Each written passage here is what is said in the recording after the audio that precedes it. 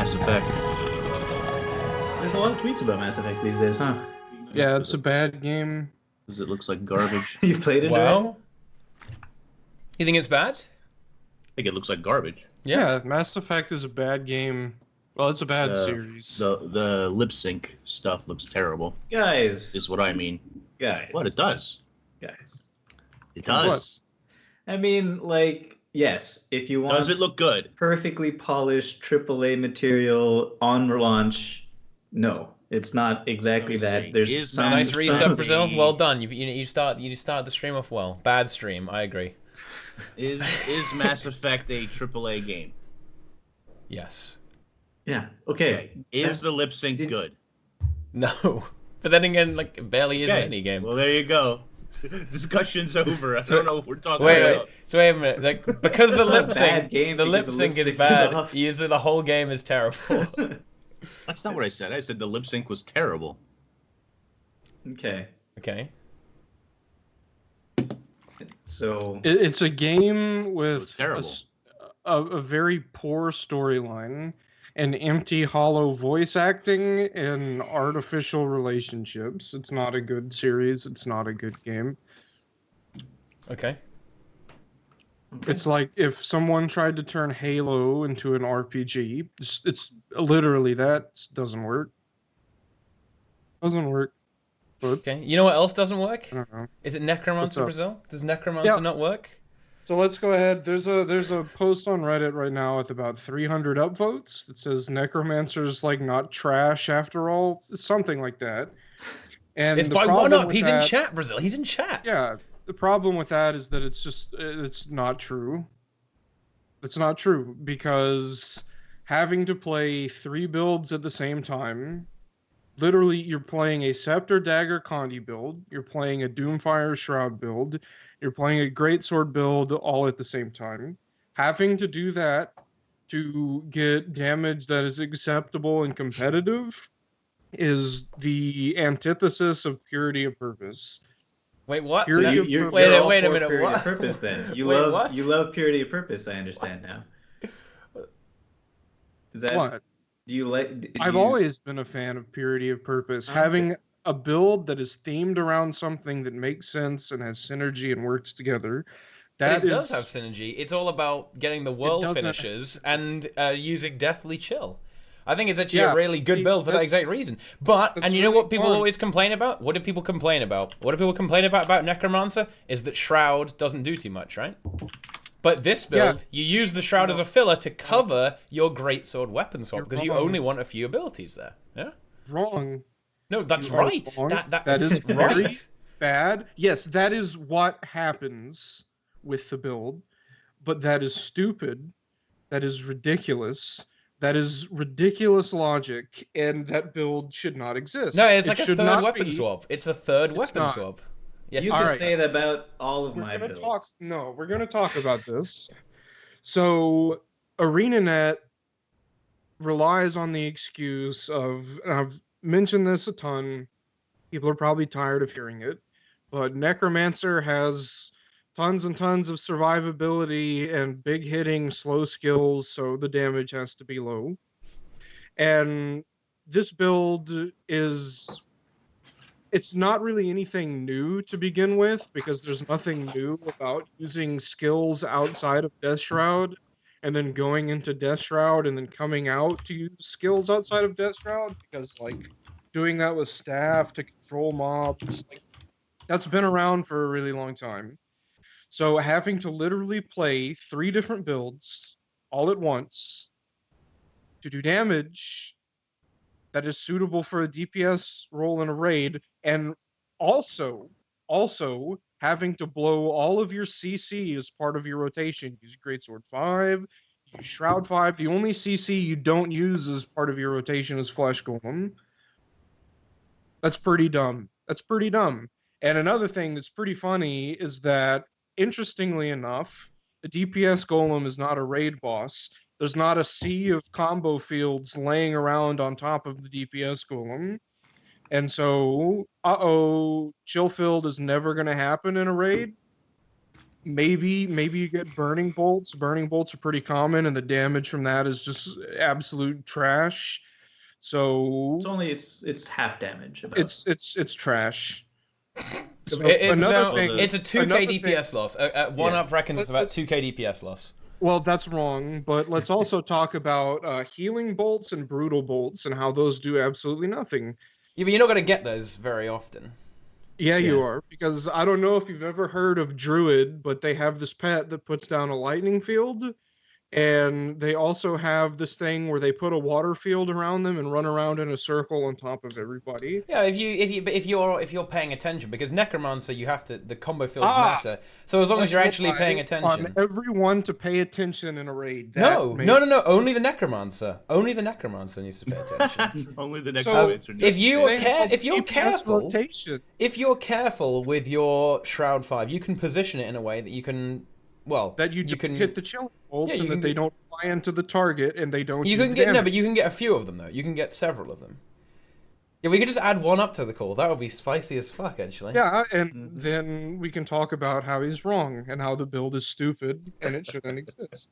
Well, I'm glad somebody else is wrong for a change because I'm tired of being wrong. Yeah. And does that mean that Condi Warrior's not that good either? Because the thing that bothers me the most about all of this is that I've kind of suspected this. I've never bothered to really test it because my intuition is usually on the spot for this kind of thing, but it would seem that it's a DPS loss to actually complete auto attack chains on Necromancer with Greatsword and Dagger. There's a Reddit post about that. I'm pretty sure that that's correct because isn't that the case on Warrior though as well? It's the case on a few classes, yeah. Yeah, but that's kind of weird to me because the last hit on Dagger gives you life force, and the last hit on Greatsword chills things. But, anyways, so you have to play intelligently. If ArenaNet is going to spout purity of purpose, and they are going to talk about like builds being themed and how Greatsword is a strong weapon, they can't have it so that you're playing 3 builds at once to do damage required for a DPS roll. They need to have some way to tap into the just passive nonsense survivability. Of course, having 30k HP and just being able to stand inside of something and never die, and then also having another HP bar if you do get close, that's pretty dumb. Yeah, so that brings us to our idea of having a sacrificial health build that makes you do more damage. That's not even an idea that I've invented. I would say that's something that ArenaNet probably thought of, and they probably got scared because who knows? The balance team seems to really like to sit on top of their heads for some reason. If there is actually a balance team, which I don't suspect there is. Oh my goodness. That it's just a bunch of people pulled from different places that get together last minute and just. Well, we're pretty sure there's a balance team because according to Nike, we are the greatest balance for PvE we've ever been in the game, and that just happened recently. So yes, you're right. Necromancer is in a weird place right now. I don't think it is though. I mean, Necromancer is the definition of ass. Sorry, Power Necro is in a weird place. Yeah, Power Necro is kind of trash. But Condi Necro makes boss 2 of Wing 4 really easy, and boss 4 really easy. Oh, 2 bosses. Yeah, hey, that's twice as good as Revenant, so you're on a roll. They have decided that Necromancer is going to be a gimmicky class. They probably, I would venture to say, that they had no idea about the 3-in-1 build. They probably had no idea about the Jagged Horrors, which, in my opinion, was a stupid mechanic, and I'm glad that it's gone. But I don't think that they really grasped Necromancer, and it's been, 4.5 years? I don't think that they understand the class at all. Or if they do, they have a couple of people that want to make changes to it, probably. But it just gets shot down through bureaucracy. Those are my honest, genuine opinions of, I think, what's happening. In the current place that Necro is at, what are the changes before we could do a new specialization in the expansion? what are the specific changes you would do to balance Necromancer for PvE so that it would be good? Buff Gravedigger and Soul Eater. No, lifesteal has to be a real mechanic. Oh yeah, buff Blood Magic and Soul Eater. Blood Magic and Soul Eater. No. Don't buff them. It has to be a real mechanic. That entire line and Greatsword and Soul Eater and the Reaper line, honestly, it just needs to be reworked. It just needs to be redone. It needs to be like the X-Men series and just give it a reboot. Just don't make it worse. So I'll just talk about it again. So if you're gonna have a trait that's called Close to Death, and you're gonna have a trait that's called Soul Eater, they need to actually reflect the name. So Close to Death needs to be a reverse HP bonus. It needs to give you damage based on how low your health is. Kind of like Stick and Move on Warrior, or what was the... I don't remember the name. It's not Stick and Move. It's Desperate Power or something, right? Desperate Power, yeah. Let's bring that theme to Necromancer. We have this giant HP to work with. Yeah, and you have a way of. But you have Magi Druids. I know. So that's what I'm about to get to. No. Because there's this skill on Warrior called Frenzy too, and it reduces your healing. So why don't we just make the Signet that just cuts our HP in half? It reduces our HP by half of our max pool. Half of your max HP pool. It prevents you from receiving incoming healing. Does it? No, it doesn't. No, okay, that's Quickening Zephyr on Druid. What? Frenzy used to make you take double damage. Yeah, right. You take double damage. It's probably different now. But the idea is the same. You're all laughing at me when my idea is correct. They remove the best stuff on all the quickness stuff when they reduce the effectiveness of quickness. Okay, so the idea still remains. Okay. All right. Let us, the idea, the core concept is let's make an active mechanic that reduces your HP pool smaller effectively, and let's increase the damage. So your HP pool is smaller, or you keep on taking like chunks of it effectively reduces your HP pool. You still have the 30k HP. If you just want to play some AFK, it's not a problem. I mean, okay, actually, it's not so bad because Death Shroud, you'd have to stay in Death Shroud. No, you don't have to stay in Death Shroud. You just have to make sure your healers don't heal. You didn't listen to what I said, even though I explained it, and you tried to make fun of me by saying that they changed Frenzy and Quickening Zephyr. You have an Elite Signet that reduces your current HP by 50% of your maximum HP value. Okay, so you max HP. If you're at 50% health, you just die. It puts you in down state. It kills you. It's a high reward. Wait, what is this? It doubles your damage. Okay, so how much DPS would Power Necro do if you did that? It would actually be competitive. You wouldn't have to 3 builds at once to do acceptable damage. Wouldn't it do about like 40k DPS? That's the amount you need. What needs to happen is they need to implement changes. They need to actually test them. That is going to be a requirement of doing a rework and changing things. They need to they need to test things so we don't have Meteor Shower with an internal cooldown that does less damage if you have quickness. They need to stop sitting on their heads. They need to turn their monitors on and actually test things. These are good concepts. These are concepts they've probably already thought of.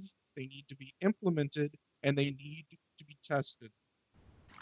I do wonder how much testing is done on balance.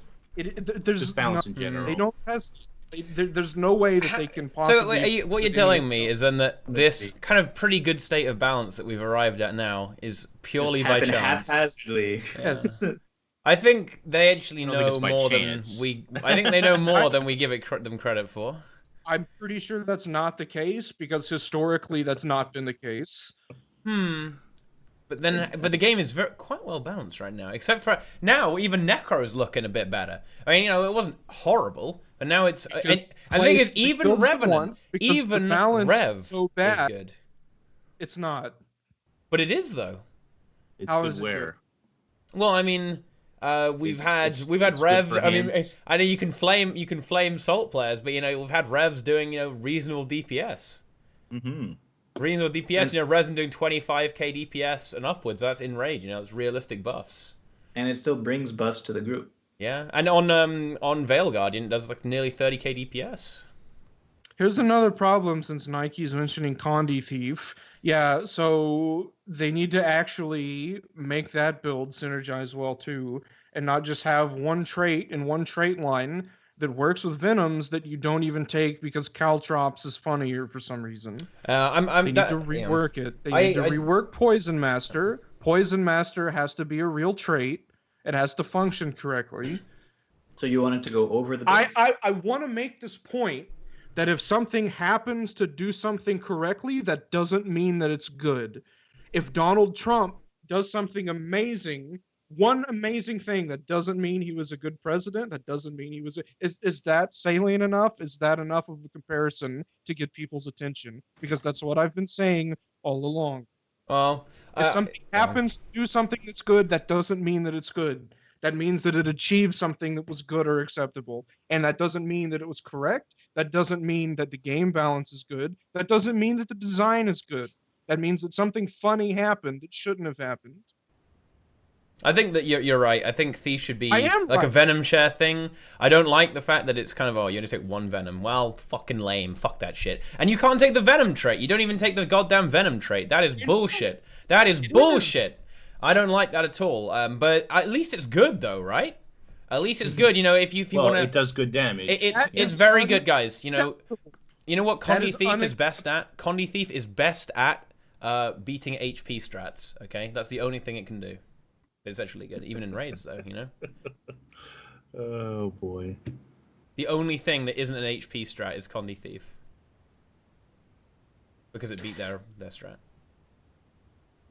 Yeah, it should be mass Venoms. Mass Venoms. Let's go. You should be able to run 5 Venoms. But like if you're talking but just doing DPS all the time, like why would you run 5 Venoms? 4 out of the 5 Venoms don't do, except for 1, 2, 3, 4, 5, 6 Venoms. 4 out of the 6 Venoms don't do DPS things for Condi. Yeah. Like that doesn't make any sense. Of course, you're only going to take 1 or 2 Venoms. So, yeah, but you only take 1 and you don't even trait it. Yes. That's lame. That's it's Venom share Thief. This is a really good example of something that happens to do something good that is bad. But it's not Venom share Thief. It's just Condi Thief. Yeah, exactly. Yes. But it should be Venom share Thief. It should be Venom share Thief. You could do Venom share Thief, but it's not going to be a DPS guy anymore. It'll be something else. No, it'll be bad. Yeah, you're right. Exactly. Venom share Thief has a place somewhere else. It's not in raid. Yeah. In the trash can. Yeah. I don't know. It's probably not even that. Well, it's probably not that far off, honestly. If you took the other Venom instead of Caltrops, but it's probably not as good. Well, it isn't as good. Otherwise, it would be taken. You can't even trait it, Boots. Come on, what the hell? Yeah, well, they removed. Well, although no, they removed the trait that gives you might. The traits for Venom share wasn't like spectacular to begin with. 20% cooldown reduction and lifesteal on every Venom proc. They had things that didn't make any sense, that didn't go with the build, that were just bad, that they just shoehorned in because they needed a line for skills that they had, just like everything else. They have to make some trait that goes with some skill, whether or not it makes any sense or it does any good. Why leeching Venoms though? That's good. It is good. I think it's a good trait. It's a real shame you can't use it. How is it not good? Explain. The lifesteal, does that one have the Venom cooldown in it as well? Yeah. Okay, then they need to just get rid of the lifesteal from it because that doesn't do anything, and they just need to put it in a line with the caltrops on the dodge and all that other stuff, so it's actually worth taking. It's pretty powerful though. That's the thing. The lifesteal is really strong. It's about 350 healing, or I think it might even be 500. I think it's like 500 healing and 350 damage, or maybe the other way around. It depends on every Venom proc, but that's pretty significant. Yeah, that's when you use that. That's a relatively big group heal. And if you use the healing Venom, it's like wash the pain away, except to Venom. Yeah, like 4k heal on Spider Venom. 4k heal, but to your entire All subgroup. 5 people, yeah. OP, broken, Imber. There's this interesting heal concept thief. called purity of purpose that ArenaNet's been referencing. And so we get into having a thief healer that heals with venoms that are just, it's kind of a bad build. I don't really think that that's purity of purpose. So it comes to ArenaNet, you know what, I'm really getting tired of this, because if they just want to make stuff that doesn't make any sense, then they can do that. Just don't call it purity of purpose. It was and don't okay. say things So that let's don't look say at the things history of it, though. that aren't good. Let's look at the history of it, though. It was in the game from the beginning. You have one trait that gives you might and reduces the cooldowns when you use a venom. Yeah. And there's another one that shares the venoms with everybody. And I think there was another one on top of that that made it steal life. No, leeching venoms was cooldown reduction, might, and lifesteal. And then venomous aura was the grandmaster, but then they made it baseline. Yep. Yeah. So they made that baseline, and then they got rid of that for the stealing boons when you're stuck. Yeah, and you deal more damage to people with no boons or something. Yeah. Yeah. So right now it does. You're right, Brazil. Right now it does seem like that trait is out of place because it's just one trait in a line. No, it doesn't seem. It is out of place. Okay, it's the same thing. It's not.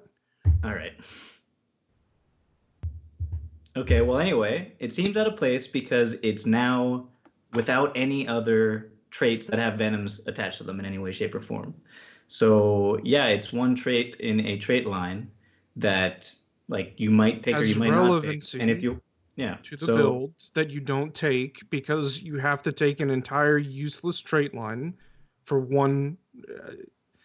So it doesn't make sense to say it seems out of place. But that's the correct way to that's phrase the thing, that though. is that it is out of place. But that's the thing, though. So you're saying the trait's not good anyway for this Condi build, right? So you still want this trait. It should be good for the Condi build because it heals you. No, because it has cooldown reduction. Well, that's the theme I want. That's the theme I would really like to see on Thief was Venom share Thief, as opposed to just Condi Thief that takes a Venom.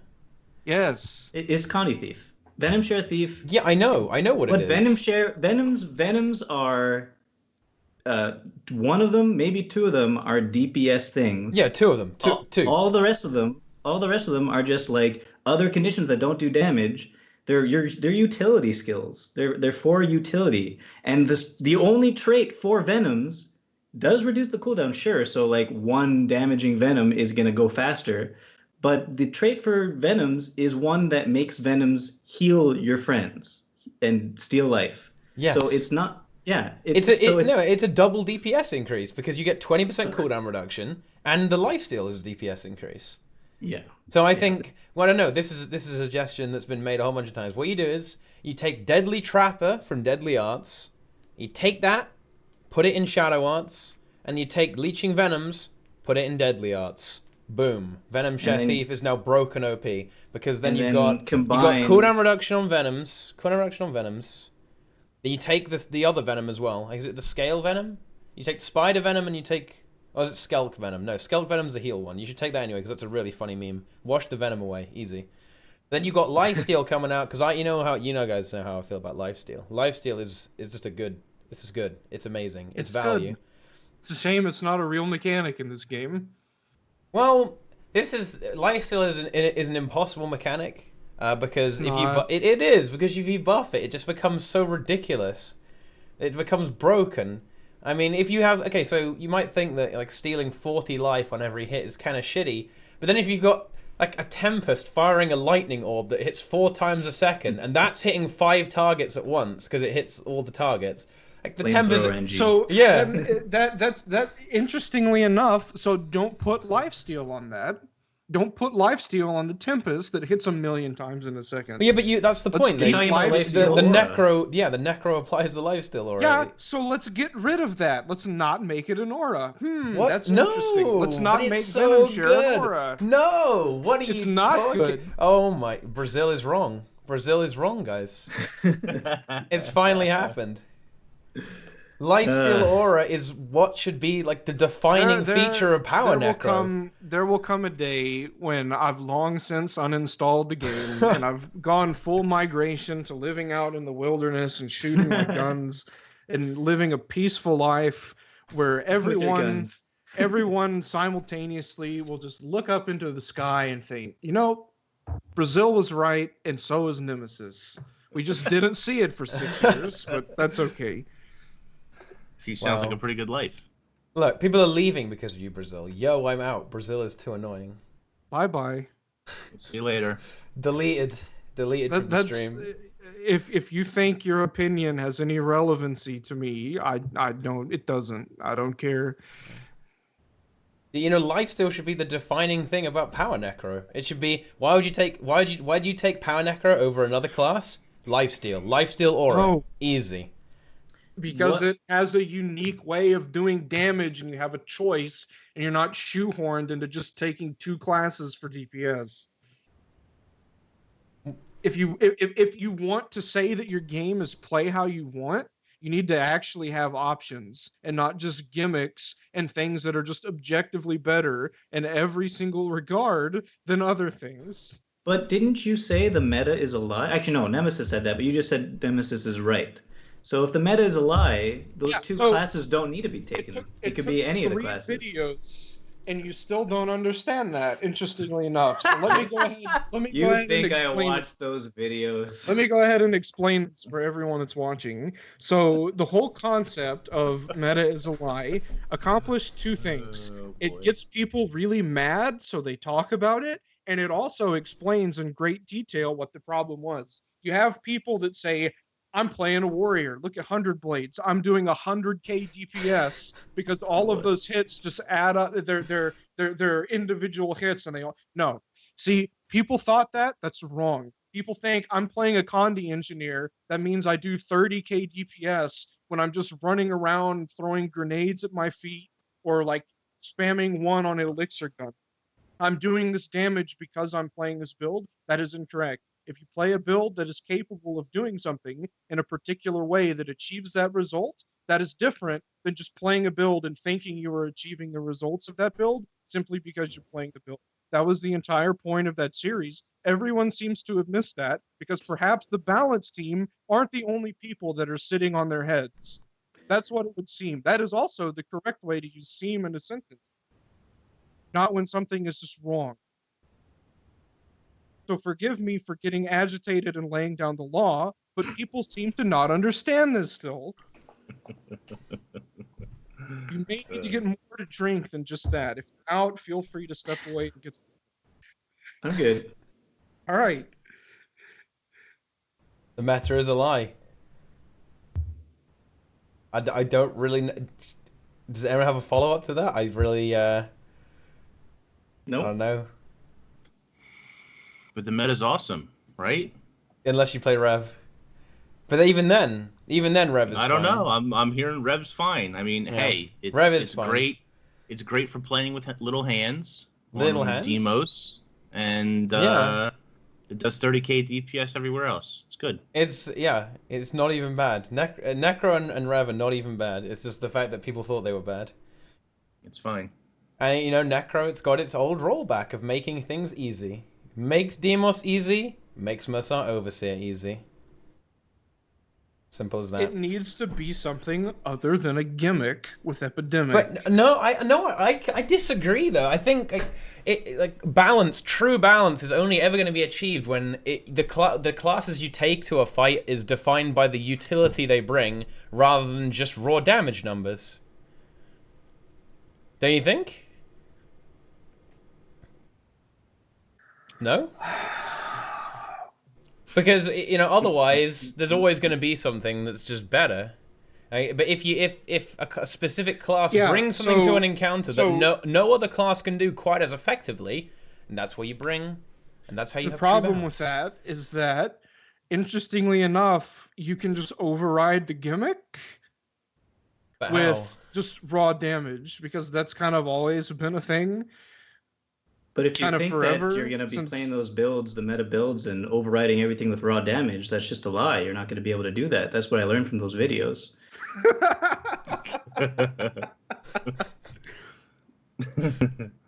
Yeah, it only works if you exploit and corner stack. I'm proud of you, Boots. Boots is understood. It finally clicked. But isn't he contradicting you by saying that though? Isn't that against what you just said? Like you can't cheese it sometimes. You absolutely can, but I don't like the entire purpose of one class is to run around in the open world and just like see. There was a post on Reddit. It was something to do. It was like yesterday that had to do with like what are the pros and cons of each of the classes, and there was a guy that typed out this really long reply. It was like the first post, and he said something to the effect of, Necromancer, if you get caught, there's no getting away from it. You're gonna die.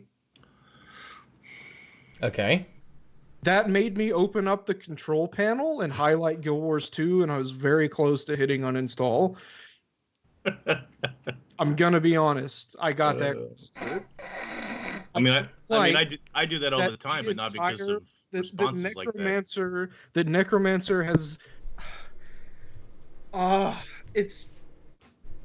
Necromancer is very, very good at self-sustaining and just absolutely wrecking stuff because it can provide all of the buffs necessary by itself, and other classes can't. You can run around on a Necromancer out in the open world or in a dungeon. You can have 30,000 HP. You can have 100% crit chance. You can have 25 might, and you can put 25 vulnerability on a target. And you can control the targets. You can immobilize them. You can kite them. You can do all of that very well. But the interesting thing is that doesn't really carry over to a raid when you have everyone doing that at the same time. And then you are reduced down to having one skill that trivializes particular encounters, and you can't do DPS. That is why it makes sense to have an active mechanic that reduces the effective HP pool, so you can increase your damage and just play a damage roll in a raid. Necromancer doesn't have a damage roll for a raid, except actually it kind of does because you play 3 builds at once that don't have any synergy together. But it does have synergy, though. They do have synergy together, but they shouldn't. That's what I should have said. They shouldn't. That's the problem. I hope I've been clear. I hope I've been very clear with this so that people can follow along now. Yeah, we've gone full circle, and we are in complete understanding of what your point of view is. So, there are some things that the Necro can do, though. I mean, you could use your Greatsword 5, instead of getting an extra 3 bleed stacks from the chill, you could save it for the ads, right? You could pull ads in with it. And you have the Necromancer has the ability to instantly delete anything that isn't the boss, right? Epidemic. It's instantly dead. Nothing can survive that. Not even world versus world players can survive it. Okay? Nope. Just got fixed. So, I mean, how much utility do you want Necro to have? It even has CC. I mean, Lich Form is like not even a particularly big DPS increase over Flesh Golem now. It is a DPS increase. It does more damage, but not much. Wait a minute. Wait. What are these elites you're talking about? I'm not sure I'm aware of them in the game. Lich Form and there's things besides. There's things besides Take Root, huh? What? Take Root? I thought Take Root was the only elite you should be taking. Oh. People are playing classes races other than Sylvari? Yeah, see, there was only one racial skill that was ever good, and that was Bear Form. But it got the treatment that it should have gotten. Deleted. Yes. Just that one attack, yeah. It still interestingly has a couple of uses that are very, very good, and they're gimmicks, and that's what racial skills should be. They should be gimmicks that are good at like running a light orb in a raw. Not something that actually like is a DPS increase over everything else. That's not a fan of that. Mm-hmm. Well, maybe in the next balance patch they'll address it, maybe. No, in the next balance patch, they're going to do something that no one could ever predict because no one could have possibly imagined that it would have gotten that treatment and such a... They're very good at doing things that are unorthodox. That's kind of been something that they've been proud of, but there gets to a point where that's damaging. Thinking we're way outside of the box at ArenaNet and giving Meteor Shower an internal cooldown where you can have meteors that hit You see a meteor that hits something and it just does nothing. Something is wrong with that. That is a bad idea. Having quickness make that a DPS loss because more meteors hit inside of the internal cooldown. That's stupid. Yeah. Wait, how did they fix that? If they have just quickness, changed it has like a the internal 0.3%. And well, here's the thing, though, right? This is, although I don't like the change, I think it's a bad way to go about it. They've prioritized function over form here because they wanted to nerf it on big hitboxes, but not so much on small hitboxes, right? That's what they wanted to do, and they did do that. It just fucking sucks. Yeah, but it does open up the meta. Yes. Now you run in the wrong way. There's such thing. If you need to go out and get in your car, you can unlock the door, you can put the key in the ignition, and you can start and drive away. You can also do that by jumping off the top of a building and skydiving through a convertible top into the seat and then hot wiring it with a screwdriver. That's the correct way, right? Yes, sure. Okay. Oh my god. That was good. The balance team, like, I don't know what else I can say. You've said it all. You've said it all. Oh, man, I feel like I feel like I've legitimately talked about everything relevant to any balance patch until the end of time, because it's just going to be the same thing over and over. That analogy was great. But I mean, the game is quite balanced right now. I mean, Thief. If they hadn't realized that they didn't know how to fix Vault, Thief would probably be seeing a good chunk of use right now as well. But unfortunately, Vault is broken, and they don't know how to fix it. They didn't test it. Because they didn't test it, and they've created this balance that is like, it's like, I don't know. If I'm just done. You're done? Yeah. So do you think that they should have, I mean, this is a topic that has come up quite a bit in the past, but do you think there should be like some sort of test server for these things?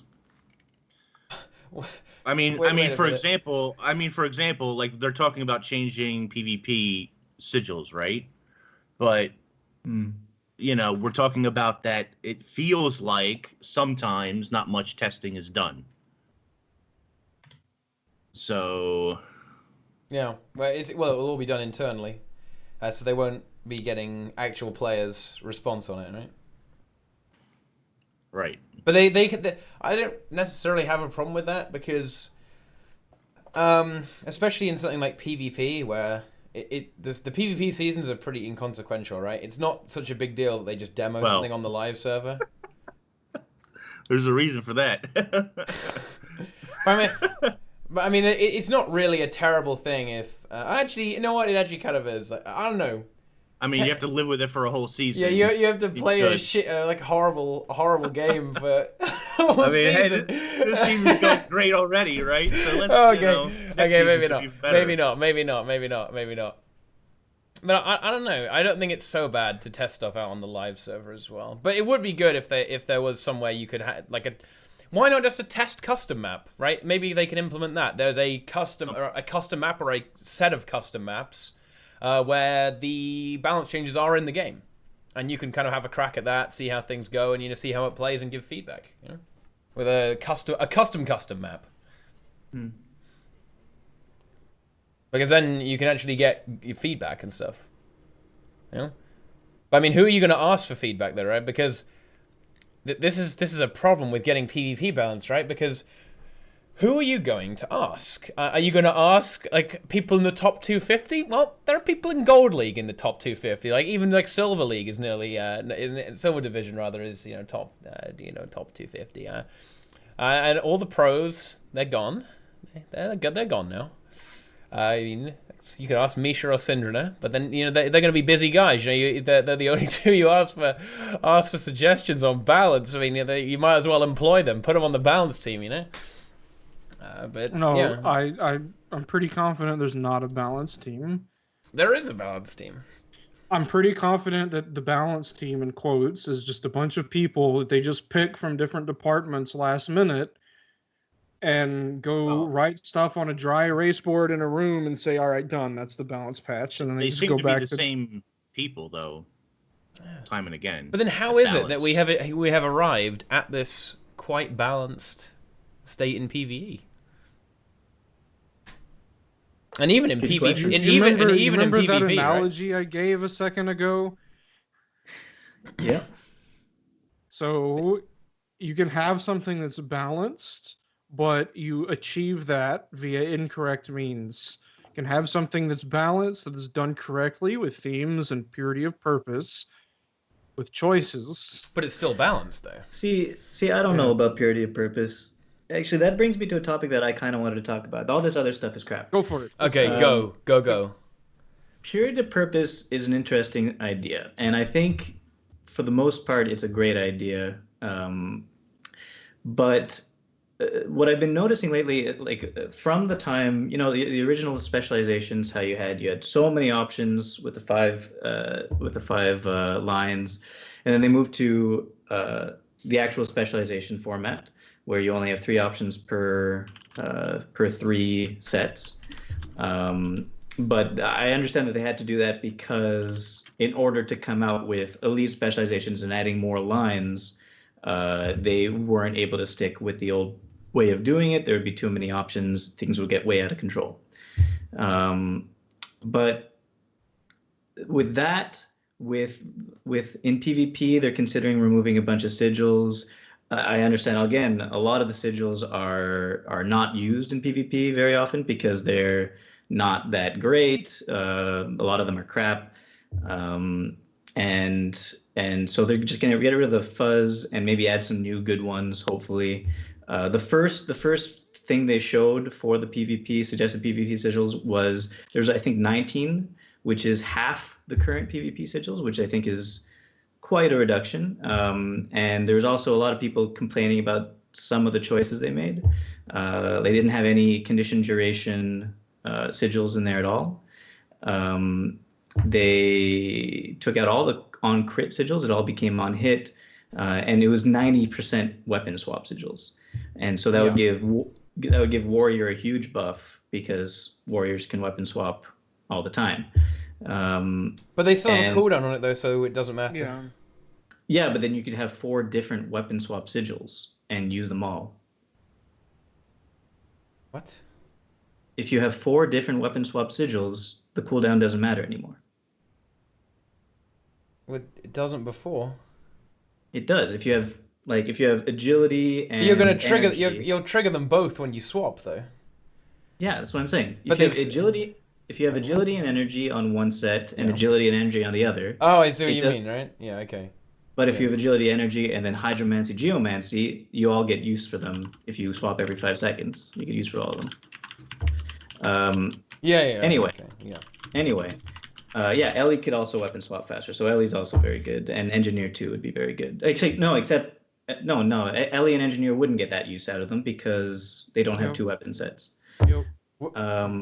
So it's really just a buff for Warrior. But anyway, I was trying to get to this point, is that it seems like they're going more and more towards purity of purpose.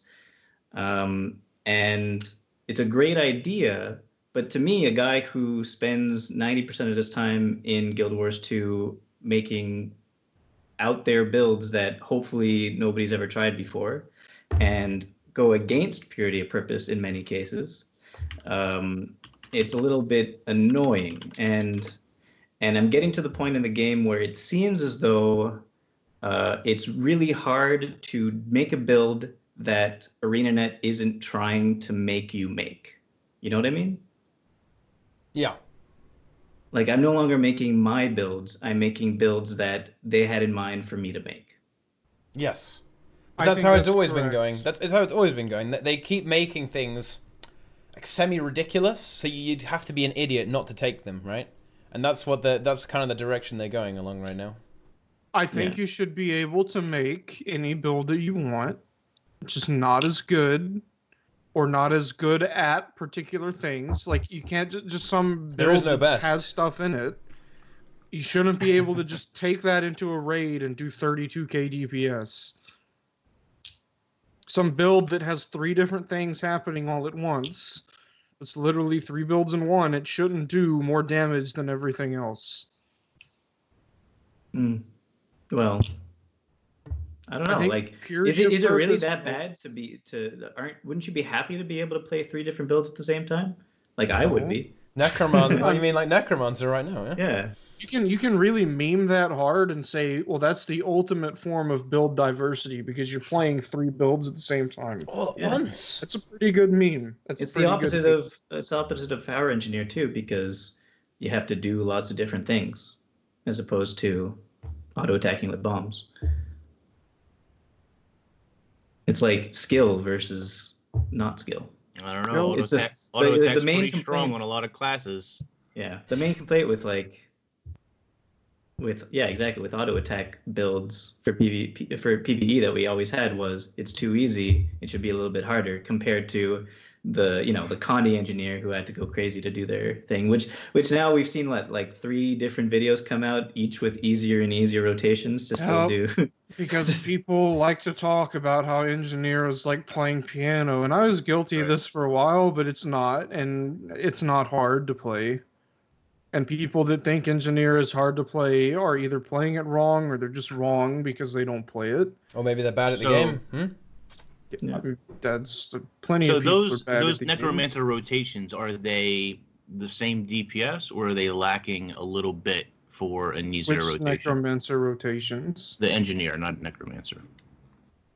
They're lacking a little bit of DPS. Some of them, yeah. Some of them are simplified, so they do less damage. Yeah. But it's like 1k DPS less, 2k maybe at the most. Right, and that would be less. And that would be less in a raid scenario, right? As well. Sure.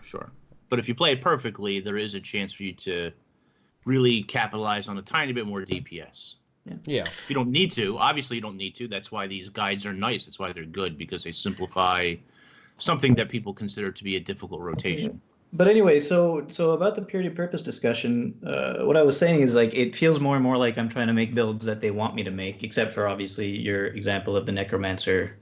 That's 3 different builds that maybe they didn't think about. But for the most part, that's why I kind of disagree with you, Brazil. For the most part, it does feel like I'm playing builds they want me to play in dungeons and in raids, etc.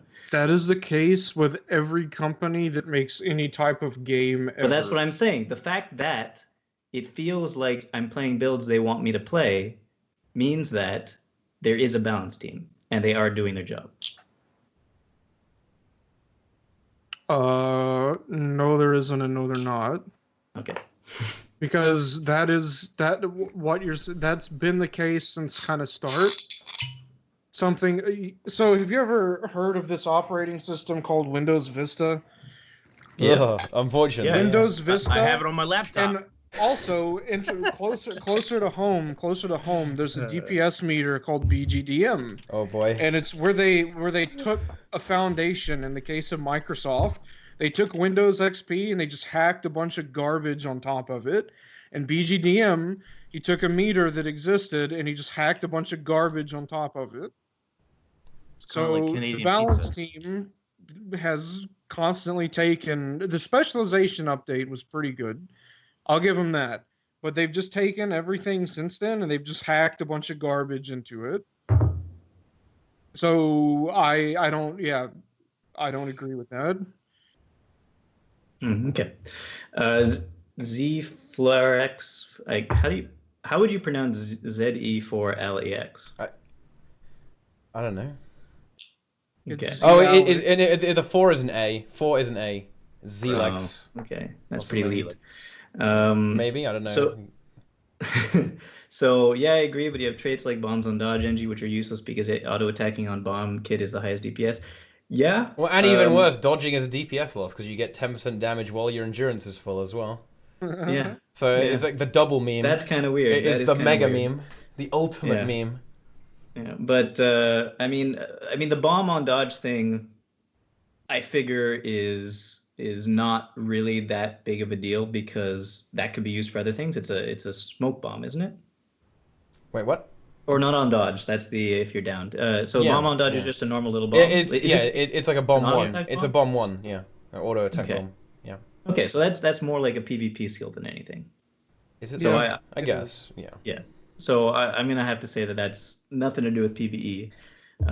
But yeah, that the 10% when your endurance isn't full is kind of weird. Well, however, you're gonna have to dodge in a raid anyway, so you're gonna be getting that 10% more likely than not. Like attacking against a golem, yeah, you're not gonna be dodging. You're gonna get a DPS loss if you dodge, but in an actual raid scenario, you get that bonus. The thing that people kind of I get a little bit agitated about is because especially with engineer, apparently I don't know, I don't really know anything about engineer, but people say that like there are the weird traits that don't really synergize at all and just really weird. And like on warrior, right? You want to make sure your endurance is always not full, so you get damage, 10% modifier. But then every time you cast it, refill your endurance. Every time you press F1, you refill your endurance. And you could say that creates good gameplay because people actually really enjoy the warrior rotation because you have to keep all of these things on top of each other. But I don't know, it still seems kind of stupid to me. It's bad. It's a theme. It's a theme that they've created that is designed badly. Yeah. Does PS Warrior Power need a buff? Yeah, and Condi PS needs a nerf. That was such an unusual thing that they did to Condi PS. They made it really good. They made it really good. They just made it amazing out of nowhere. Yeah. I don't really know why they did that, I have to say. It does PS version of it. How much damage does that do? 27k? Yeah, 27k with realistic on Golem. And Golem. So that's the same as a Revenant. And that's with infusions. So yeah, it's like more than a Revenant in an actual raid. Yeah. And a Revenant, we tested it with Deroyer. Revenant does not. It doesn't do 25 stacks of might to everybody. But it would still with the Mesmer. Would it be enough? Do you think? No. Mesmer doesn't put that much might because you only put one stack. Inspiration? Only one stack though. Oh, that's right, with the new change. Yeah. Forgot about that. Okay. It puts out an okay amount, but you're not going to cap. Yeah. Yeah, it is weird then. It probably needs a little bit of a nerf. I mean, it's Revenant, so... But the thing is, with Revenant nowadays, it's like... To me, in my mind, I'm probably never going to play Revenant in raids, but to me, in my mind, the Revenant seems like a class that's, like... damage is... up there, but not as high as it could be. It's mediocre. It gives buffs, but not as much buffs as you would maybe mediocre. Want. It gives everything mediocrely. It's like mediocre. The class. So it's like the class that you'd bring to fill holes in a raid team that's not a meta comp and doing everything perfectly. You know? Not really. Is that want for it, or is that just what it is now because it's just not good enough? Is that what ArenaNet wants Revenant to be in raids? To be a class that tries to fill holes? I honestly don't know. What holes does it fill exactly? It'll top off Alacrity if it's missing from the Mesmer. No. Sorry, it could. But if you take Ventari, which not doing enough damage from the that's true. Then which legend do you drop? Right? It'll top off a might and Fury. But if you maintain might, then you are losing DPS as well. Yeah, a little bit. Because they incentivize you to not be in glint now, because the hammers do a lot more damage, 100% extra damage. Do they still turn off when you hit invisible terrain? Yeah. It's really annoying because I believe it renders Revenant really, really bad on. I'm pretty sure I know why they did that, because they didn't want you to hit trash mobs through walls. I don't know, but it's annoying to say the least. most people will tell you that you just need to learn to play around it. And you need to learn the spots in a raid that turn it off, and then not use it in that situation. But it would be it would be nice if you could take something that didn't use hammer as a DPS equivalent. But I guess we're lucky that we have a build at all. So. Well, it does reasonable damage though. It does pretty reasonable damage. If you play it correctly, you can pretty easily be top DPS on Revenant. Shiro, yeah. Z Alex. And I think a good reason for that is that Revenant can be fairly forgiving in its DPS and its rotation and so forth. Yeah, because you're mostly auto-attacking. Right. Where in other classes, if you screw that up, which could be a little easier to do depending on the class, then you're not going to reach the numbers that maybe you should be reaching. Plus, Revenant is very durable, so you can get hit by things and make some mistakes that won't kill you, that might kill another class. And you can become invulnerable as well, with the glint heal as well. Yep. It's all good stuff. So, and I mean, it could bring the 33% extra boon duration. If you needed it, you could do that as well. It doesn't really cost you too much to use that. Yeah. So then you can your Mesmers can run Scholar Runes. So So here we go. You add a Rev to the group. Your power classes get a few extra percentage of damage. Assassin's Presence. Yeah. Okay. Yeah. And your Mesmers, they make a whole new gear set just for playing with a Revenant. With a Revenant. And then they get a little extra DPS. They get Scholar Runes, extra DPS. Like your Mesmers get an extra 1.5k DPS. And right there, and there you go. DPS that brings a Revenant into play. A Revenant is in line now because you're buffing your power classes.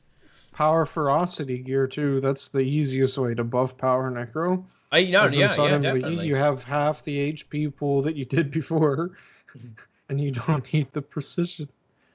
That's way easier than a rework. Yeah, but honestly, the quickest rework right there is allowing a Chronomancer to take completely different gear that does more damage. Yeah. And you get maybe 2. You could probably bump it up to like 3-4k extra DPS if you really wired it with that 33%. Commander's gear is perfect for Chronomancer. Which one? Is it though? Commander's gear. But why not just run Berserker? Why not just run Berserker gear? Because it's dumb and people are going to die trying to play it, and it gets back to the whole the meta is a lie because people think that just because they're doing something poorly, it's the same result as someone doing it well. Brazil, how much DPS does a Commander's Gear Mesmer do? Around 4k. Berserkers is around 6k. And the 4k what runes are you using with the Commander's Gear? Herald or durability. The durability is. I think favored. I prefer durability, but Herald is pretty good. Okay, but you could switch that for Scholars or something if you had the 33% extra boon duration. Why? Because you could. The damage is irrelevant. It's within margin of error. Damage, possibly 7% if you're. 10% of 4k is what boots? 400. All right, so and it's also a conditional bonus, and you're also tanking, so you're going to get hit a lot, and you're also you're constantly using skills with big casts and recharges, and you don't spend very much time auto attacking, and you don't really have wardens or duelists up because you want to keep up the Vengers, so. But it does sound like you could, with the 33% buff, bring your thing up by 1k, 2k. Can we reliably say that? Well, why would you? Yeah, I mean, if you look, Terry posted this. Subi and Deathly. Points of failure. Look at this though. Subi and Deathly got Subi was on 13k DPS on his Berserker Mesmer. That's fantastic. So imagine if they had a Revenant. Right? Yeah, it was on a golem. Berserker Mesmer. Well, okay. No, it was on Mercer Overseer, which is basically a golem. Oh, okay. Yeah. And that's with the ultimate try-hard DPS build, where you don't run Inspiration, you run Domination and Illusions. Okay, but well, still, that's So that's significant. That's a significant useful DPS. build. it is. It's not terrible. It no, is it terrible, is. but it's not terrible. It's not 1K DPS. Okay. So, but I mean, I'm not yeah. sure it even matters. I don't know if a Revenant is able I've been to thinking let that a the whole lot Chronomancer, lately. if a No, Revenant's able I to just let mean the like Chronomancer do between 1 and 5K more DPS, essentially that 26K Revenant's bumping up to 31K. Yeah. So adding several points of failure for a DPS increase that is within a margin of error of like a dodge roll on another class at the wrong time doesn't make any sense from a standpoint of practicality. It makes a lot of sense for tryhards that try hard the game so they can post videos on Reddit and people can upvote them. I mean, I think that's not the majority of people. People love seeing that. Right. I'm not shitting on the people that like to try hard the game. I did that for a really long time, but like, it's not raids. practical. I mean, how many boss fights in raids does DPS generally matter? None. That's There incorrect. you go. That's very incorrect because interestingly enough, I don't really raid very much anymore. Like, I haven't really even been full clearing, and I don't really care because there's just not really a point. But I remember this guild called Salt, and I remember this was the best instance. This is the best example that I could ever have hoped for. We were doing this boss called Keep Construct one day, and I was playing on my alt account with the Condi Necro because that was the only thing I had geared. And we weren't phasing it with an extra 500% damage and a burn phase. We just stood still. And so I came to the realization that we would probably phase it if I went out and bought Valkyrie gear for my Necro and switched to a power build. And that's what I did, and we killed it on the next try. Yeah. One person playing a terrible build that barely does anything relevant made the difference. I'm not tooting my own horn here. I'm just saying. However, made enough of a difference that 9 other people were engaging in the act of sitting on their heads. However, I won't say 9. I'll say like probably 7. If you just do the mechanics correctly, then you can do it in, say, 6 phases. In fact, our first kill ever of Keep Construct, I believe it did take us like 6 phases to do it. That was back in the day when we did spaghetti DPS, guys. That's spaghetti. Yeah, spaghetti. But if you do the fights correctly, like the DPS check is not really there. It's all about mechanical execution to a certain extent. I don't know if that's entirely true. You can solo can. Because I came in. Karen is a dungeon boss that just has a big model. Karen's not a raid boss. I thought dungeons were dead. Yeah, that's why you can solo Karen. Oh, is that why he's in raids? Because they couldn't put him in a dungeon? Yeah, so they put him in a raid. Seems good. Oh, you can solo Sloth. Yeah, you can solo Sloth, but they only soloed Sloth, so they'd nerf Stealth Thief in World vs. World though. So that was all the setup anyway. It doesn't matter. Revenant crab. Yeah. No, it's because Revenant can't one-shot the crab. Oh. That was funny. Oh boy. It did no damage. Feels good. You can actually solo several raid bosses, but not exactly. You can solo a lot of content in the game, but not legitimately, so to speak. by hacking is what you mean. Yeah. Yeah. There's some I don't have any experience with that personally. You can look at my account. I don't care. Who said underwater combat is bad? Am I right, Brazil? Yep. Isn't a fix to Rev to remove energy cost from weapons? I'm not sure what you're talking about. Rev is fine. I don't know. I mean, Rev is kind of okay, but if they did that, I mean, if the weapon skills had no energy cost, then like, the class is just broken now. It's not. It's not. It's not. Because they have cooldowns. It's not like a thief. It shouldn't have. I've said that since the beginning. Weapon skills shouldn't have an energy cost. You can. I don't know. They'd have to rebalance the utility skill cost. No, they don't. Because just give it like a 15-second weapon swap. So you can't just swap to other weapons. And so 15. Oh, I see. 15. No, I just mean for energy. Swap. Yeah, weapons shouldn't have an energy cost. Okay. It's dumb.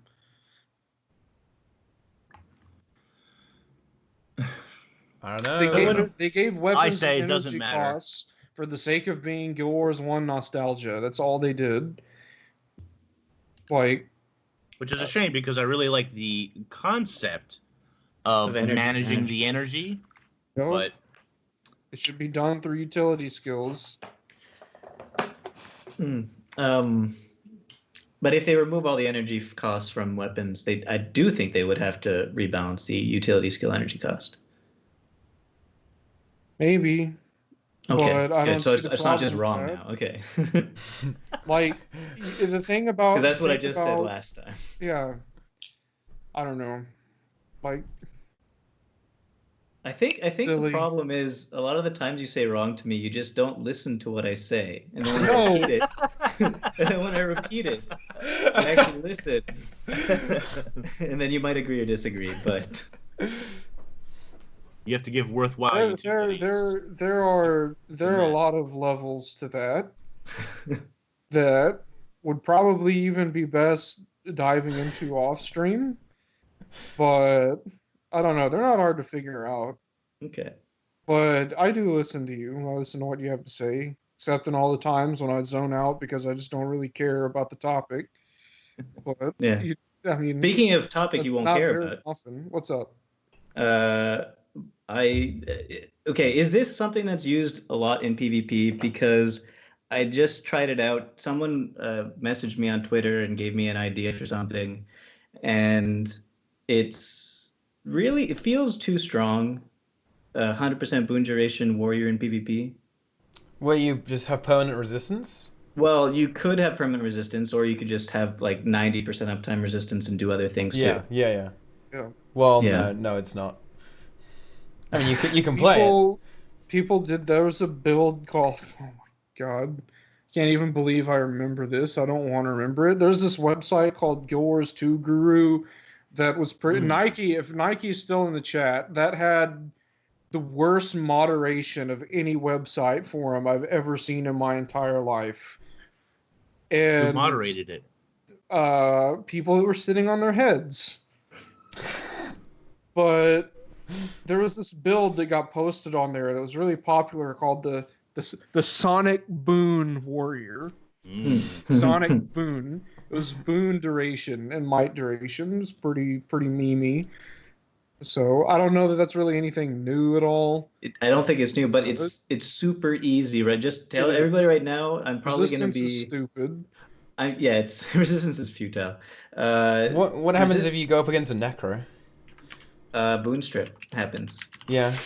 Boon strip happens. That's pretty easy. There's this interesting thing about Necromancers where they have like giant HP pools and 2 HP bars and Blighter's Boon. And so they just run around permanently healing, and that's dumb. That shouldn't be a thing. It's just it's because you're running around, you're chilling things, and you apply might whenever you hit something that's chilled. You apply might by having spite. Like, stupid. But it needs it because Necro. Did you not watch Nemesis's video about Necromancers? If you get focused, you can't really do anything to prevent that. So you have to just be a sponge. You basically, a Necromancer in PvP is a sponge. Mm-hmm. So it has to have all these recovery, like health generation potential. Otherwise, and even then, you still need your buddies to heal you and look after you. Otherwise, you're gonna get wrecked. Because you don't have invulnerabilities, you don't have like permit evade like Thief, you can't get away. You're slow as fuck. You can't run away. My friend plays the opposite Necro in PvP, and he's having a lot of fun actually. He plays a gimmick greatsword Necro that has Chronomancer runes and drops some wells and then does Gravedigger to kill them in one shot after they're 50%. Oh my god, what the fuck is that? Yeah, it's an abomination, but it is an abomination, but it's fun to watch sometimes. It's fun to watch him have fun with it. It's squishy though. It's very squishy. But yeah, so yeah, someone was saying that if you had permanent resistance, that would be crazy. You can easily. Yeah, you can. Yeah, you can get permanent resistance. But the thing is, there is a lot of boon strip. Like it's very prevalent right now. That will be the issue. Yeah. But yeah, you can. It's definitely possible. It's a very cheesy build. In fact, it's so cheesy because you could get 100% boon duration right now, and perfectly for this warrior. So easily right now with the Diviner's Amulet and leadership runes. You just need those two things. You don't even need any sigils, anything else. So you just put those on, and it's like 75% of the way already to Berserker Amulet anyway. So you're basically playing a Berserker build, but you also have 100% boon duration. And it synergizes pretty well with warrior because you end up with like 2 stacks of stability as well while you're in Berserk as well, right? Because the stability stack is so long because of what is it called, Eternal Champion or something? But yeah, it's a funny gimmick build, definitely. I love this thing where Revenants get 2 stacks of stability on dodge roll. That's fun. Well, they made it so you can't really take retribution anymore because otherwise your damage sucks. You have to take invocation now, pretty much. Yeah. Yeah. Otherwise you're gonna be a noodle. Why is that, Teapot? Why is that, do you think? Because they nerfed Revinks. That's why. Because it was poorly developed to begin with. Wow. I don't know. I didn't hear you complaining when they it just was didn't a requirement in raids. What's that? I didn't hear you complaining when it was a requirement in raids. What do you mean? When raids first came out, for the first 2 raids basically, it was a requirement in every raid. Right. It's what do you mean it wasn't? It was. Because if people just played Commander's Chrono with Platinum doubloons, you didn't need the 50% boon. You know what's really interesting, guys? Like I've talked to many people, and it turns out that 5.5 was probably better anyway. Even with Rev, like 5.5 was still better because of how good Alacrity is. Especially on classes like Ellie. It's surprising that people didn't just figure that out instantly. I don't know. It's always easy to look back, isn't it? It's always it's not. To look back. Like this is a situation where that statement shouldn't even have to be made, because this is just stuff like, I don't know.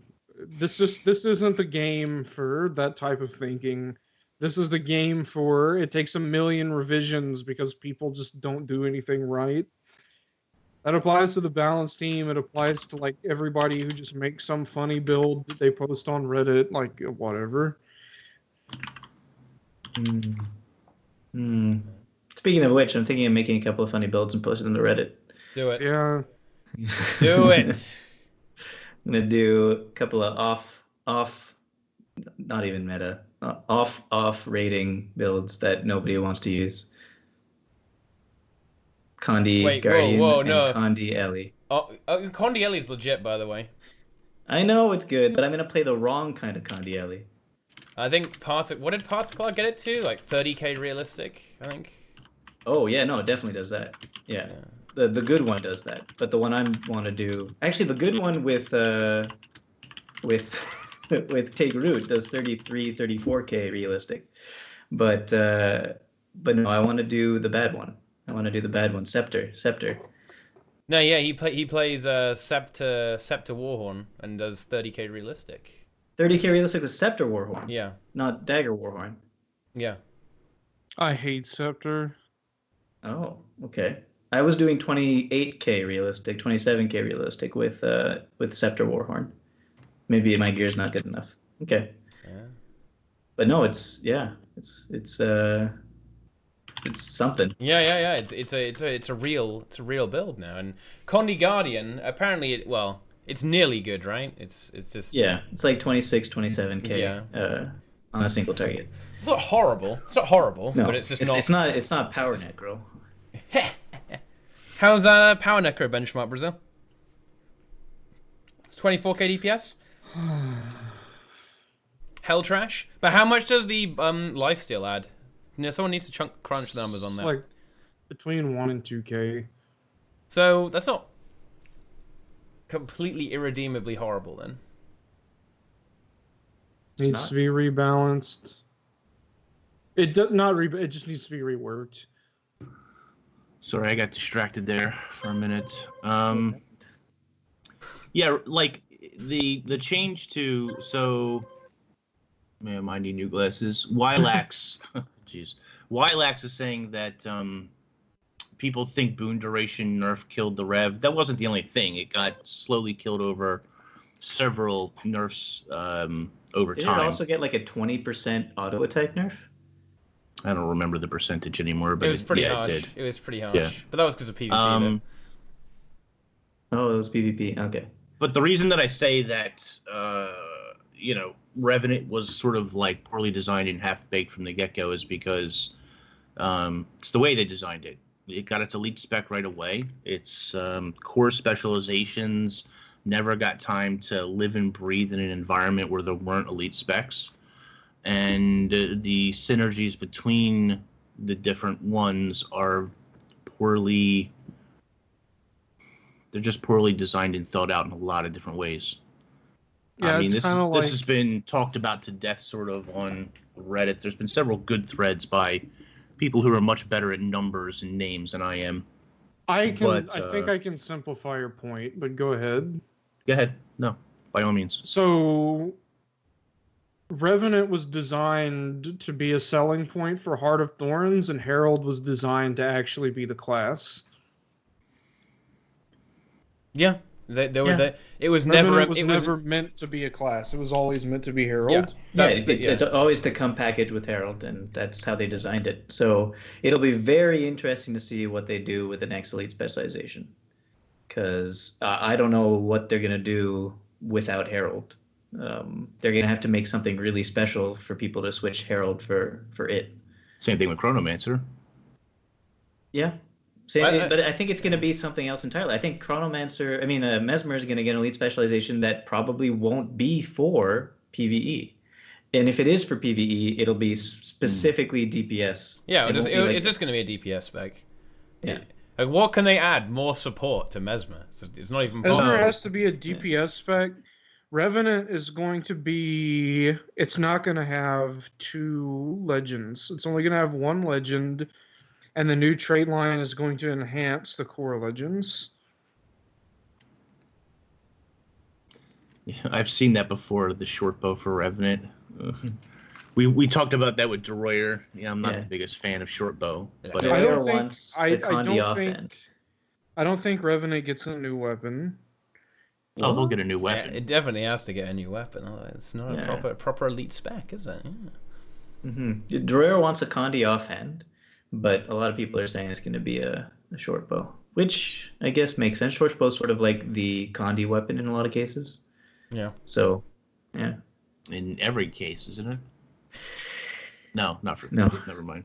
Yeah. Well, for Thief, it's kind of Condi though. Cluster bomb. It's a movement weapon. Yeah. It's for short bow 5. Yeah. Everybody's getting a rifle.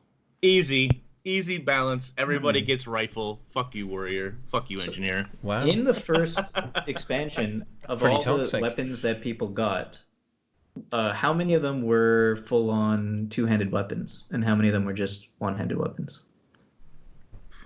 I don't know. We'd have hammer for NG. Let's see. Staff for Thief. Yeah. I'm borderline close to deleting my Rev anyway. I don't even care anymore. Why delete all your character things? Well, he just doing it. I'm doing it. I'm done. Why not delete the character that you can't pronounce? Revenant? Which one is that? Revenant? No. Ethne is your Revenant. He's easy to pronounce. Yeah. Wait, which one can't you pronounce? Oh, my Chronomancer. Yeah. He's getting deleted too. Don't wait. No. What's your Chronomancer called? I have to look up. Exactly. See, you can't even pronounce it. It's like Fizav or something like that. I don't think I've even seen that. Why did you call it Fizav? Like because it's the opposite of Casimir. Roleplay. Oh God. What? Oh God. Oh fuck. Yep. Inks is a role player. Role player, that's me. It's all I do. I go into LFG and sit and role playing LFG by myself. That was a mistake. Waiting for a friend to come in. Waiting for friends. Oh, wow, that sounded really sad, actually. Yeah.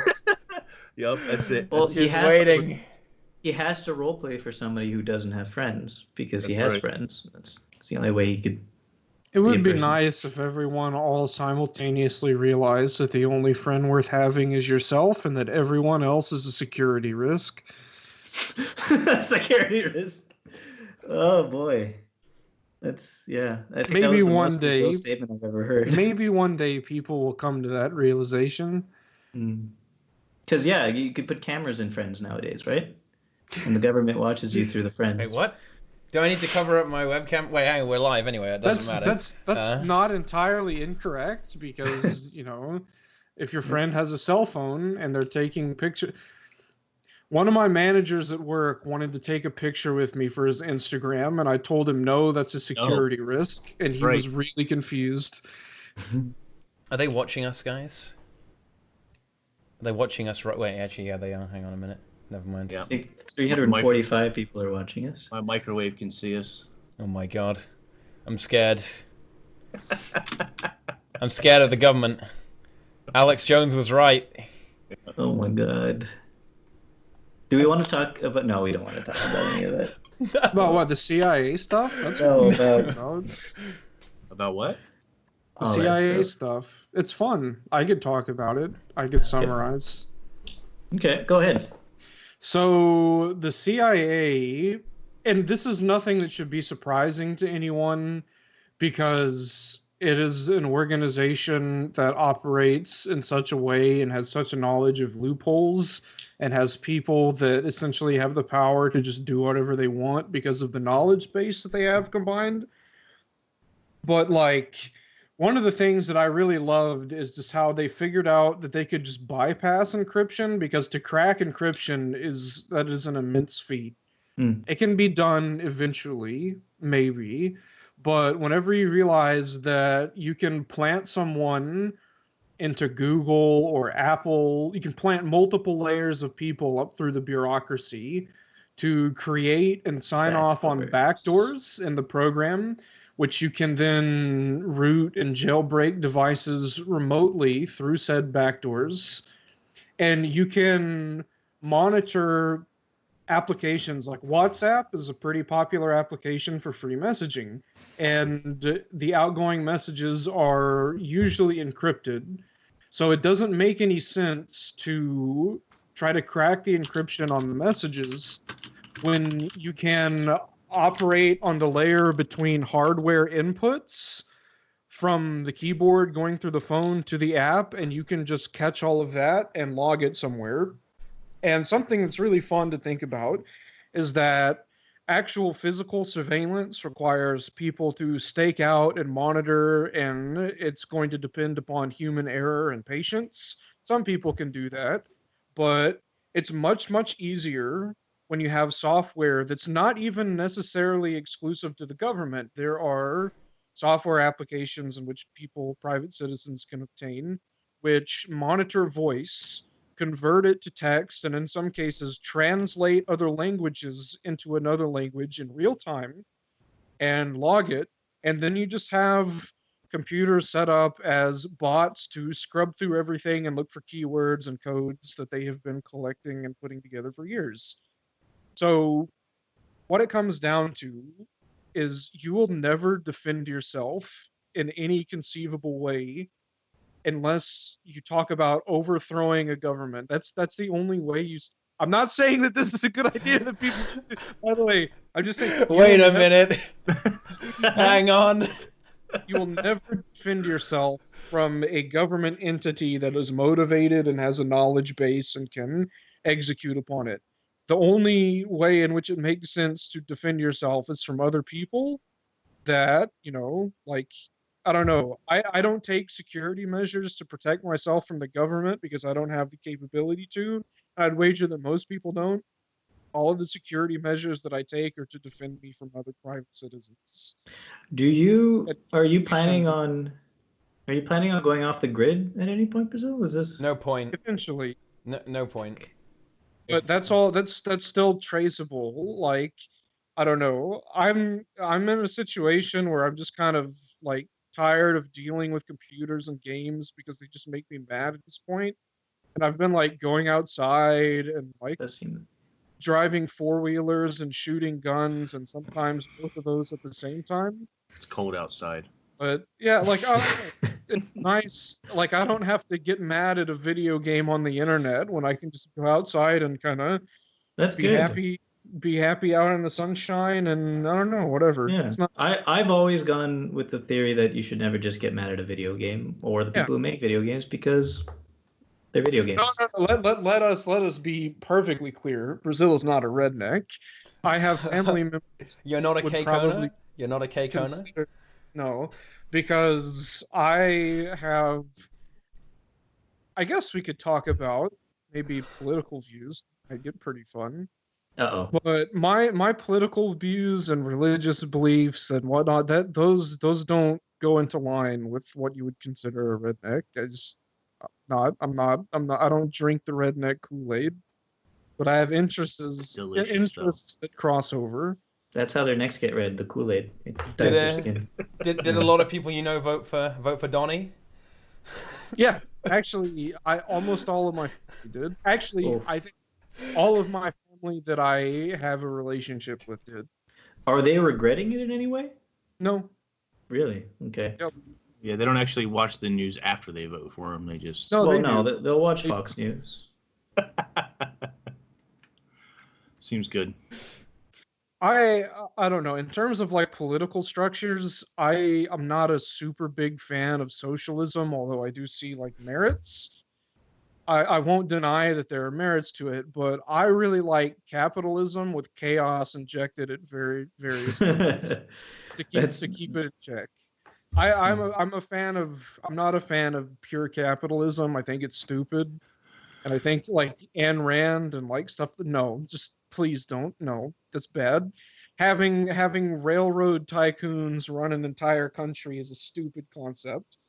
But I don't know. This isn't really yours too. No. So I don't know if I talked about this before, but I was really taken aback by the taxes in the States. Oh yeah. That you're paying less? I am no. It's very similar to Canada, and I find that ridiculous because Canada. How much is tax where you're at now? Or it was like 20-30%, 27-30%. Oh, you're talking about income tax. Okay. Yeah, income tax. Yeah. Income tax. Oh no, yeah. You're right. Like sales tax is sales tax. Sales tax is half what it is in Canada. Yeah. But income tax is the same. Yeah, income tax is the same, which is ridiculous, considering what you get in Canada for your income tax. It's ridiculous. I cannot understand. I guess it all goes to military, which I guess keeps Canada safe, which is nice. But did I have a conversation with you about that? It was someone. I don't know. I had a conversation about Canada's military versus the United States military. And they were really... Oh, I remember what it was. It was a drunk law student who believed that Canada was the savior of the world. But... Well, I mean, if the world followed Canada's lead, you wouldn't need military. Yeah, but that's not going to happen. I know. Not for a long most people don't apologize when they're not in the wrong. I really like diversity, and I like different ideas, and I like learning about new points of views. I like to learn about things. That's partially why I got expelled from high school twice and dropped out of college 3 times. It's because the education system is ridiculous. It's just something that honestly exists to just leech money off of people through taxes and, whatever. But like I love learning. I love the process of learning. But not from books, right? No, I like books. Wait, Whoa, wait a minute. Someone... Wait a minute. No. We gotta have those two clips right next to each other now. That's a Donald. You but yeah. That's I'm glad you're muted, Boots. Yeah, you muted yourself. Somehow you muted yourself. Yeah, because we all know what you think about books. You have a hatred of books. I didn't think that everybody was going to catch that comment as fast as we always catch it. We know everything. We know the lore. We know the lore of this show. Yeah. I'm a big fan of just like figuring things out and versus doing and like I don't know, talking about stuff. I really need those two clips next to each other now, though. I really do. Oh, good stuff. I'm not sure what else you want out of life, Mithrin. Guns and Viagra. You don't really need anything else. Is there anything else you actually need? I mean, that's all you need in life is guns and Viagra. Engaging in carnal activities is a security risk. Yeah. Apparently, it's a security risk. Apparently, sometimes it's an acceptable one, but it's a security risk. This, ladies and gentlemen, is called a content drought. Yeah. Pretty much, this is what it's come to, guys. PvP season is kind of crap, or is crap. It's not really a content drought, though. It's like 1 week. Like what? We just had a release not too long ago. Yeah, PvP season does seem to suck. April 1st is coming up, though. Yeah, we're getting Super Venture books back. That's gonna be exciting. And people, for some, is there stuff added to it? No, there isn't. No, there isn't. Yeah. No. Please be. No. There's stuff will have been added to it. No, I don't think so. It will. I don't know, Kev. You give Josh Foreman a year with the promise of it actually coming back, it's gonna come back with stuff in it. Well, it's gonna come back with stuff. No. Well, okay, so that possibility exists, but I wouldn't hinge on Josh Foreman. I like him a lot. I mean, World 3. Not I World might. 4. I think I would consider him a friend. I don't know if he considers me the same. No, I think there are only 2 right now. There's 2, right? The Frog and the Storm Wizard. No, and there's the one before the Frog, the king, the guy at the top of the mountain, the first world. Oh yeah, there is 3. You're right. Okay. There's 3. Jeez, I don't know why I thought there was 2. Anyway. Yeah, there's the blue weapons or the green weapons and then the yellow weapons. And then the orange ones that weren't really tied to anything. Just achievements, yeah. Yeah, but World 4. There might be rewards. There may be rewards. Josh Foreman is a being of creativity. And so seeing him constantly post pictures of him creating things and like I don't know, doing a lot of stuff that's really grand, that makes me think that he's letting the juices flow and he's working on it, so that'd be nice. There was also a really good animation on Reddit the other day. I thought it was really cool. 2 worlds and 3 zones is what it is. I've been informed. 2 worlds, 3 zones in each world? I think just 3 zones. Oh, okay. Because there is the like normal one where you progress up through the first one. Yeah. There's the like swamp. Yeah. No, there are 3 zones in each world. Yeah. Okay, so that's right. Yeah. So the first world ends with the King Toad. The frog. With the frog. Yeah. Yes. The Frogger. Game of Frogger. Yeah. And it starts with the mountain thing. Yep. Yeah. Okay, got it. So yeah, maybe World 3. Super Adventure Box is worthy of just being so I was an entire game on its own. It's very good. 2 worlds. Inks was always right. Right. Dang it. Inks did nothing wrong. I don't know why I let was you not guys wrong. Inks was right. put doubt in my mind. Inks. Dang it. I'm sorry. Yeah, sorry, man. Yeah. I don't. Super Adventure Box doesn't really do it for me personally, but it's good. And I would honestly say that it's like actually worthy of being its own game. It's a bit of fun. I like it. I like Super Adventure Box. I think it's a bit fun, but like it's not something. How long do you think it's going to be around for? A month? I really hope. Yeah. I really hope that they leave it in permanently. Would you think that this would be good or the worst idea ever if they bring it back every year, and every year in the gem store, you could pay 400 to 800 gems to unlock a new world? Wait, what? You know what? I say, let's do it, Boots, because I want to see the reaction on Reddit. I'm gonna say that if you buy they bump the price of the infinite continue coin, and that gets you yearly access to it if you buy it. I actually don't think it would be that unreasonable to pay some gems. Because it's not the game. It's like an added bonus to the game. So why not make cash off of that added bonus to the game? Pay for all year round access, but not for new additions. Okay. I'd do that.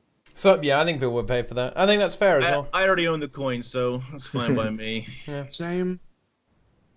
Well, last year they gave out a free mail carrier if you own the coin, or was it the coin or just in general? I don't remember. I can't even remember anymore. My memory is so fucking terrible. Yeah, I mean, I think we're gonna get new guild hall decorations. Yeah. I hope they're good. Maybe new because loot, last new year's achievements were really good. I might have to go soon, guys. Oh dear. It's okay. So yeah, I don't know. I hope there's a new world. I have my doubts as to whether there will be or not. And yes, the B-Dog carrier came with the coin. Awesome. I think there's going to be new decorations. If there's a new world, then there'll be recolored skins, but otherwise there won't be. Yeah, and I think sense. it'll be probably around for about a month. Yep. With episode 5 at the beginning of May. You don't think they're going to put episode 5 while it's still going on, SAV? If they do, it'll be at the end of April. But I think the beginning of May sets them up better for an announcement around August. You mean for it to be released around August, or for the announcement to be? Okay. The announcement in August. Yeah. Maybe. No, the expansion is going to get Gamescom announcement. It's either going to be Gamescom or it's going to be PAX West, which are both fairly close together. Why not both? Yeah, guys, well, because they're only going to announce it once, so. Okay, I guess they can't announce it twice. Yeah, that's a good point. That's a good point, Inks. I guess they can't do that. But guys, I'm just gonna say, if all of us spam him enough, we may be able to force Rex to come back for Super Adventure Box. So be sure to harass him as much as possible, okay? Because otherwise he may not return. And guys, the SAB Rex stream was a pretty damn good stream, guys. Okay. Isn't that what made him leave? Yes. This is no word of a lie, guys. Super Adventure Box made Rex quit the game. Not just Super Adventure Box. He quit Guild Wars 2. Because it was too hard. Because he couldn't do SAB, yeah. And it made him rage. A lot. And he rage quit. It was, he couldn't, we were doing, we'd never done Super Adventure Box, Tribulation Mode ever. And we did it as a team. We figured it out. Okay? We figured it out. But he didn't make it past World 1 Tribulation Mode. Not even now Zone the question 1. is, did he quit because he was mad at not being able to do it? Or did he quit because there might have been some trolling from the chat and from his party members? Well, yeah. It's banter. Toxic? It's banter. Is Brogo calling us toxic? We have autistic drama? He's completely right, though. Seriously. Rex came back at the worst possible time. I mean, he came back, and everyone in Salt gained about 50 chromosomes each. It was insane. Oh my god, I'm traumatized just thinking about it. Holy shit. What happened? Just drama, just cancer drama. Not even funny drama. I'm gonna be honest. It's been very peaceful not being around that guild. Yeah. That's a good point. Can I leave the chat? Yeah, am I allowed to do that? I left Assault Discord. I left all of the guilds. I don't do anything on EU anymore. I just got tired of the behavior.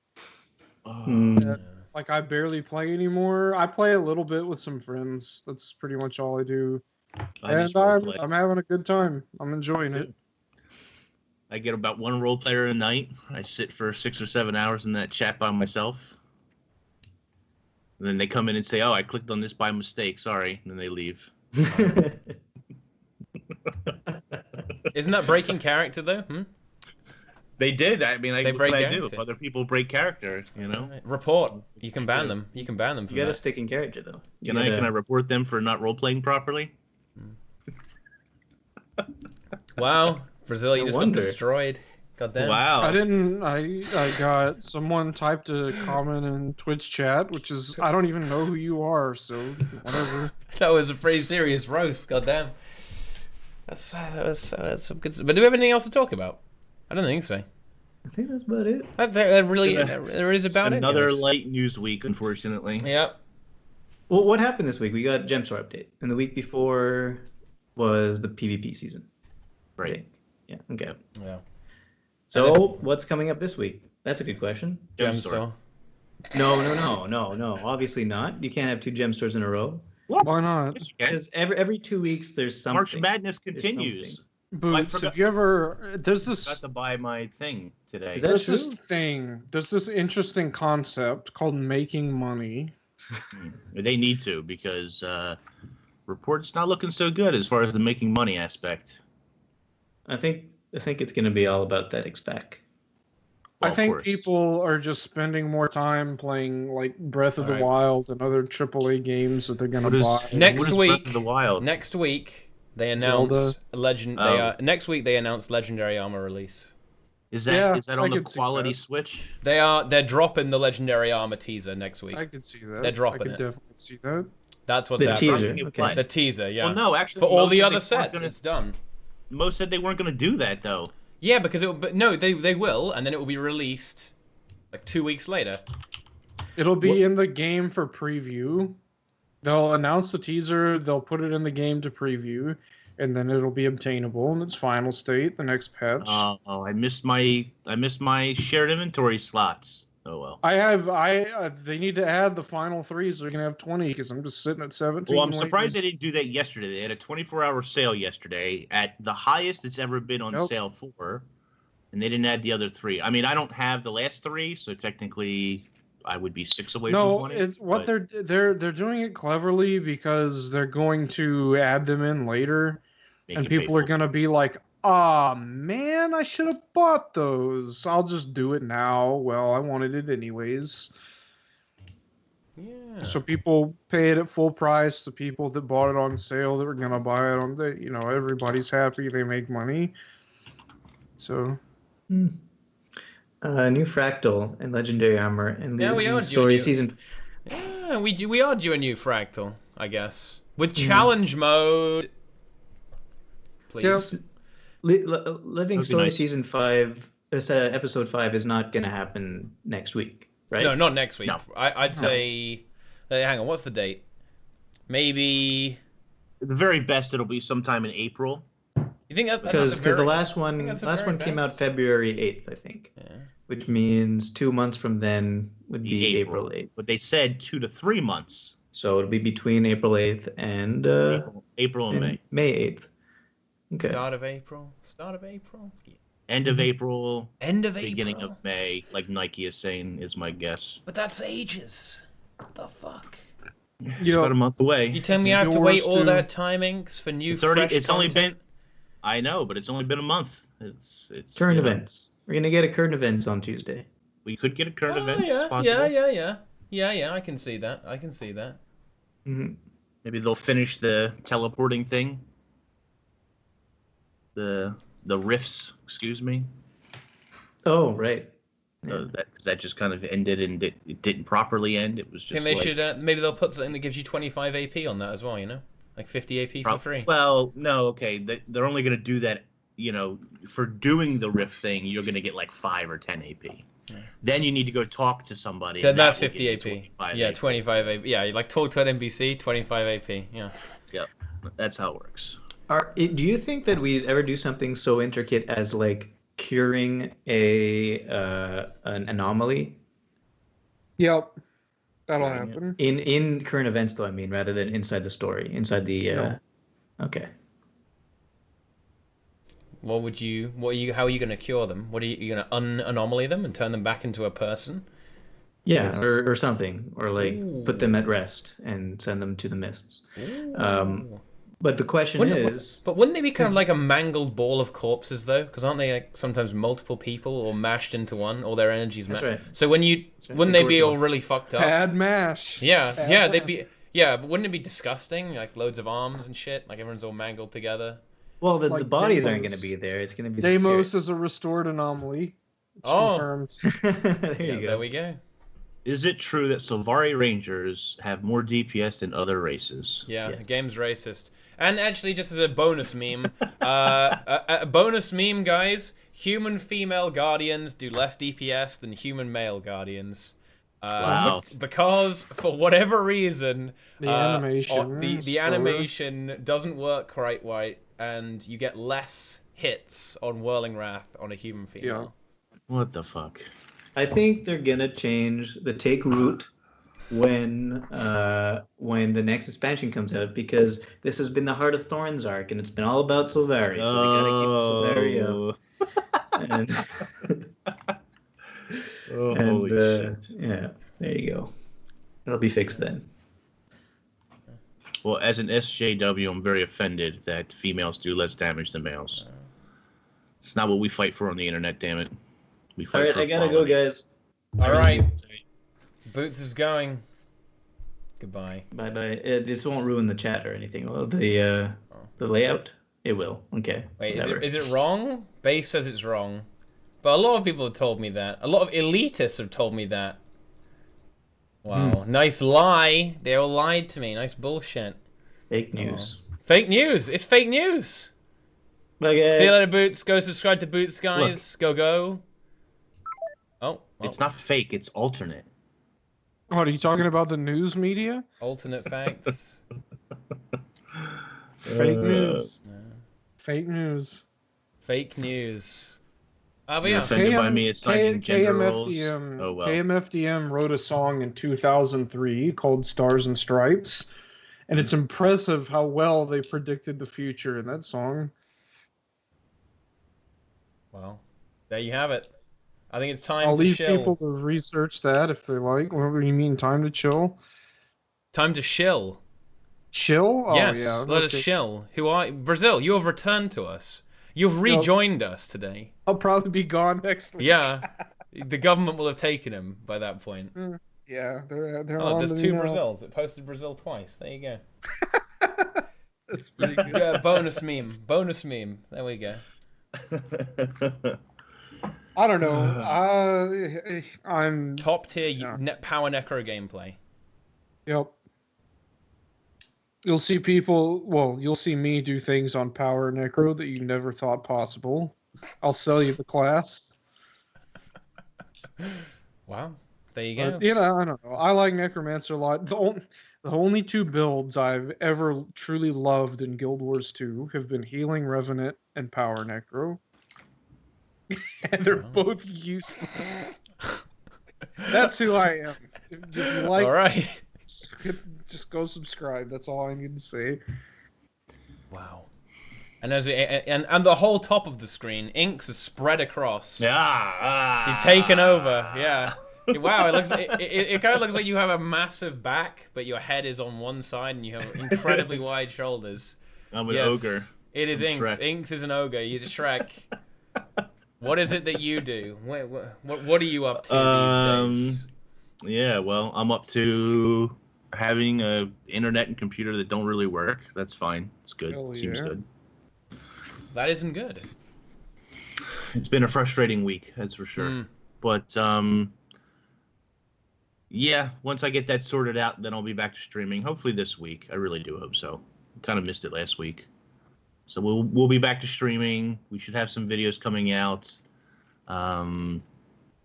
next week as well. At least one, if not two. It's a shame because for a while there I had a real good steady pace of content coming out on YouTube, but lack of news, yay. There you go. Okay. What can you do? Keep an eye on the channel. Yes. There'll be some stuff. Prepare yourselves for inks, guys. And then, lastly, it's me, whatever. Follow the stream if you want to. Yeah, this tea time's been good. I mean, we've covered everything, guys. We've had the dank political meme discussion. We've got Guild Wars 2. We got disagreeing. We got just wrong. Got flaming the game. We got we've really had it all this tea time, guys, and that's a good reason. Just to follow the stream, okay, and subscribe as well. That's yeah, easy subscription. Get the emotes, get Teapot Mimesis, and then you too can become an elitist just like us. And yeah, go follow me on YouTube and Twitter as well. Follow me on Twitter, subscribe on YouTube. You can't follow me on YouTube, that doesn't work. There's no follow button, no need to subscribe button. But that's besides the point. Yeah. Thanks for watching, guys. And we'll see you later, okay? See you around, guys. Goodbye. Goodbye. Thanks for watching, guys. Thanks for watching, indeed. Bye.